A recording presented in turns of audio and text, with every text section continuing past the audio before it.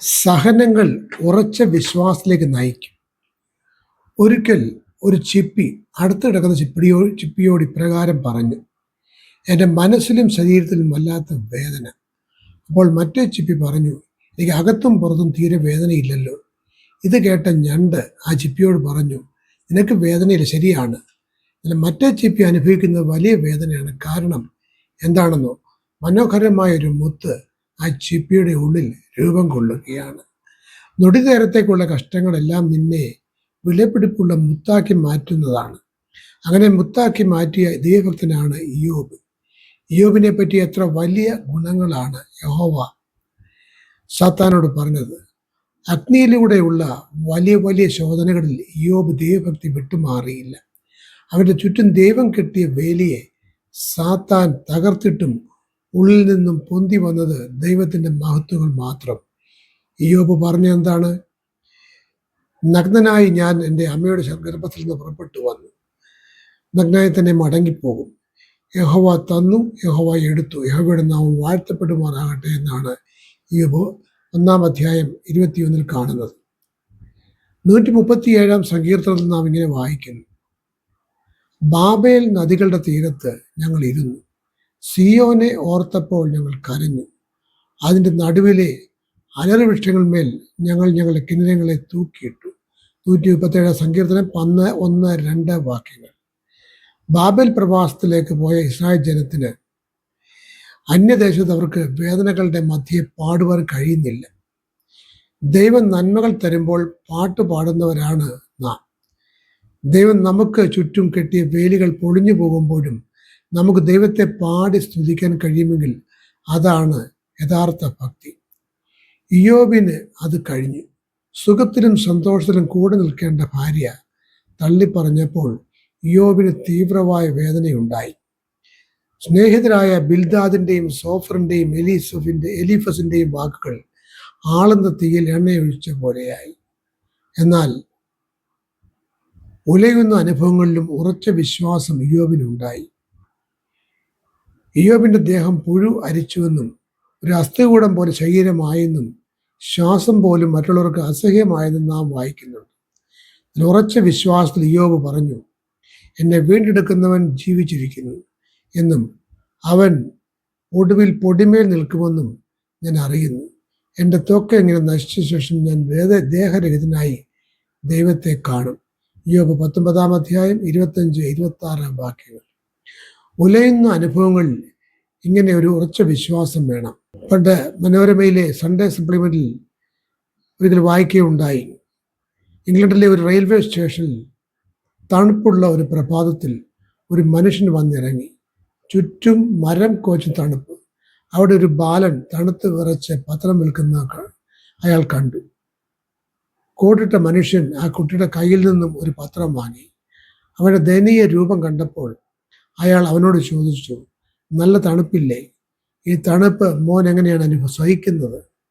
ആ കുട്ടി ഉടനെ മറുപടി പറഞ്ഞു, നല്ല തണുപ്പുണ്ട്, എന്നാൽ അടുത്ത ക്ഷണം സൂര്യൻ ഉദിക്കും, അപ്പോൾ തണുപ്പ് മാറും. എത്ര വലിയ പ്രത്യാശയാണ് ആ ബാലൻ്റേത്! ഇയ്യോബിന് ഈ പ്രത്യാശ ഉറച്ച വിശ്വാസവും ഉണ്ടായിരുന്നു. സഹനത്തിൽ കൂടി യഹോവയെ രുചിച്ചറിഞ്ഞ് ഇയ്യോബ് വിളിച്ചു പറഞ്ഞു, നിനക്ക് സകലതും കഴിയുമെന്നും നിന്റെ ഉദ്ദേശമൊന്നും അസാധ്യമല്ലെന്നും ഞാൻ അറിയുന്നു. ഞാൻ നിന്നെക്കുറിച്ചൊരു കേൾവി മാത്രമേ കേട്ടിരുന്നുള്ളൂ, ഇപ്പോഴോ എൻ്റെ കണ്ണാൽ നിന്നെ കാണുന്നു. ഇയ്യോബ് 42-ാം അധ്യായം 2-5 വാക്യങ്ങൾ, 2 മുതൽ 5 വരെയുള്ള വാക്യങ്ങൾ. ഇയ്യോബിന് സകലതും ദൈവം ഇരട്ടിയായി നൽകി.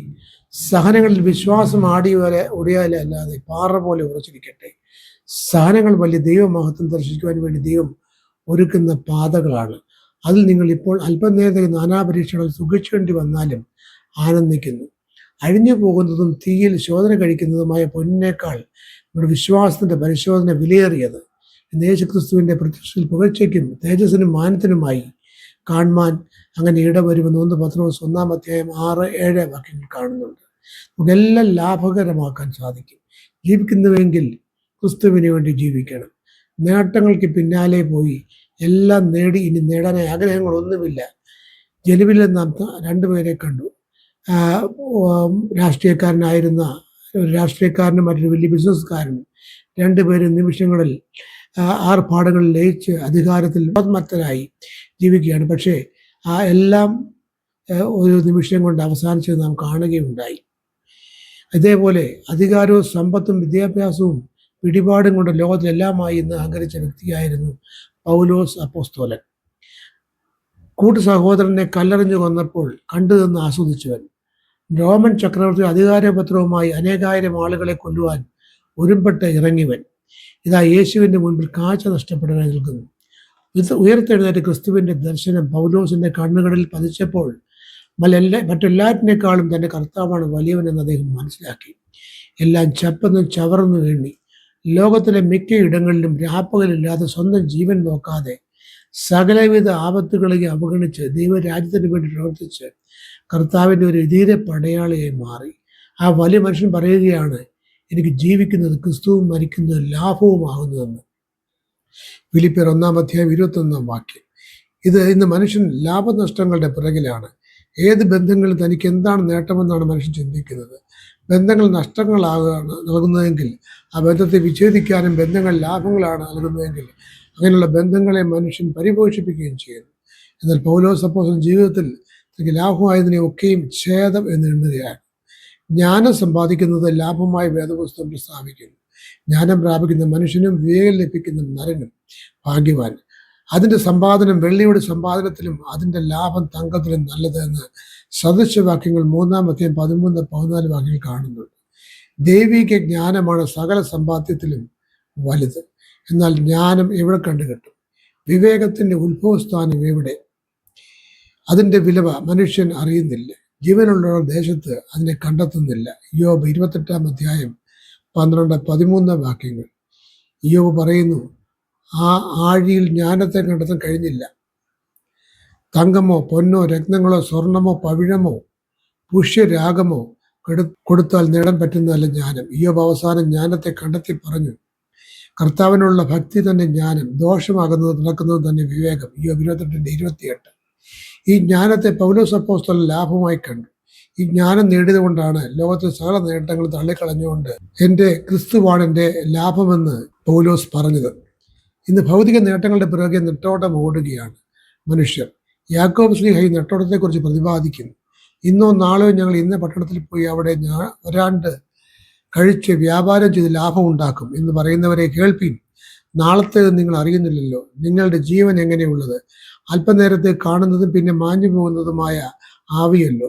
കർത്താവിന് ഇഷ്ടമുണ്ടെങ്കിൽ ഞങ്ങൾ ജീവിച്ചിരുന്നത് ചെയ്യുമെന്നല്ലോ പറയേണ്ടത്. യാക്കോബ് 4:13-15 വരെയുള്ള വാക്യങ്ങൾ. എല്ലാം നേടിയാലും ലാഭങ്ങൾ അനവധി കൊയ്തെടുത്താലും ആത്മാവിനെ നഷ്ടപ്പെടുത്തിയാൽ എല്ലാം തീർന്നില്ലേ? യേശു പറയുന്നു, ഒരു മനുഷ്യൻ സർവ്വലോകവും നേരിട്ട് അവൻ്റെ ജീവനെ നഷ്ടപ്പെടുത്തിയാൽ അവനെന്ത് പ്രയോജനം? അല്ല, തൻ്റെ ജീവനെ വീണ്ടുകൊള്ളുവാൻ മനുഷ്യൻ എന്ത് മറുവില കൊടുക്കും? മത്തായി 16:26. ലോകത്തിന് ചുറ്റും നോക്കുമ്പോൾ എത്രയോ പേരാണ് ദൈവത്തെ അറിയാതെ ജീവിക്കുന്നത്. അവരുടെ ഇടയിൽ സുവിശേഷത്തിൻ്റെ ഒരു കൈത്തിരി കത്തിക്കാൻ കഴിഞ്ഞാൽ അത് വലിയ നേട്ടമാണ്. പൗലോസ് വിവിധ ആളുകളുടെ ഇടയിൽ എങ്ങനെയാണ് പ്രവർത്തിച്ചത്? യഹൂദന്മാരെ നേടേണ്ടതിന് ഞാൻ യഹൂദനെ പോലെയായി. ന്യായപ്രമാണത്തിന് കീഴുള്ളവരെ നേടുന്നത് ഞാൻ ന്യായപ്രമാണത്തിന് കീഴുള്ളവൻ അല്ല. എങ്കിലും ന്യായപ്രമാണത്തിന് കീഴുള്ളവർക്ക് ന്യായപ്രമാണത്തിന് കീഴുള്ളവനെ പോലെ ആയി. ദൈവത്തിന് ന്യായപ്രമാണം ഇല്ലാത്തവനാകാതെ ക്രിസ്തുവിന് ന്യായപ്രമാണമുള്ളവനായിരിക്കെ ന്യായപ്രമാണം ഇല്ലാത്തവരെ നേടേണ്ടതിന് ഞാൻ ന്യായപ്രമാണം ഇല്ലാത്തവനെ പോലെയായി. ബലഹീനന്മാരെ നേടേണ്ടത് ഞാൻ ബലഹീനർക്ക് ബലഹീനനായി. ഏത് വിധത്തിലും ചിലരെ രക്ഷിക്കേണ്ടതിന് ഞാൻ എല്ലാവർക്കും എല്ലാമായി തീർന്നുവെന്ന് പൗലോസ് 1 കൊരിന്ത്യർ 9:20-21-22 വാക്യത്തിൽ പറയുന്നു. ഉന്നതനും ശ്രേഷ്ഠനുമായ പൗലോസ് എത്ര ആത്മാർത്ഥതയോടെ അർപ്പണഭാവത്തോടെയും ആണ് കർത്താവിൻ്റെ വേല ചെയ്തത്. അതുകൊണ്ട് അന്ത്യം വരെ ആത്മാർത്ഥതയോടു കൂടി ആത്മാക്കളെ തേടി നിത്യജീവന് യോഗ്യതരായി മാറി. ജീവിതത്തിൽ ദൈവത്തെ കൂടാതെ സകലതും നഷ്ടത്തിലാണ് അവസാനിക്കുക. യേശുവിൻ്റെ ശിഷ്യർ യേശുവിനെ കൂടാതെ മീൻ പിടിക്കാൻ പോയി ഒന്നും കിട്ടാൻ നിരാശരായി. എന്നാൽ യേശുവിൻ്റെ വാക്ക് കേട്ട് വലയെറിഞ്ഞ് വലിയ ലാഭം അവർക്ക് വരും. പൗലോസ് യേശുവിന് വേണ്ടി ജീവിച്ച് ആത്മാക്കളെ നേടി ജീവിതം ലാഭകരമാക്കി. അതുപോലെ നമുക്കും യേശുവിന് വേണ്ടി ജീവിക്കാം, ജീവിതത്തെ ലാഭകരമായി മാറ്റാം. ഈ ചിന്തകൾ നമ്മെ എന്നും നയിക്കട്ടെ.